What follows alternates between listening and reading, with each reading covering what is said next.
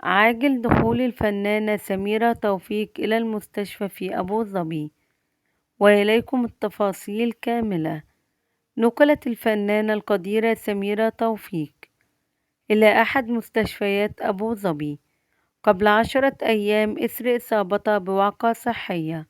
وأكدت ابنة شقيقتها الإعلامية لينا رضوان أن حالتها تحسنت بشكل ملحوظ، ومن المتوقع أن تغادر المستشفى قريبا. لينا رضوان أوضحت أن الفنانة سميرة توفيق زارت بيروت في الفترة الأخيرة بعد غياب 5 سنوات، حيث أجرت فحوصات طبية روتينية لم تظهر أي مشاكل، لكنها تعرضت لفيروس سبب لها إنهاكا استدعى نقلها إلى المستشفى.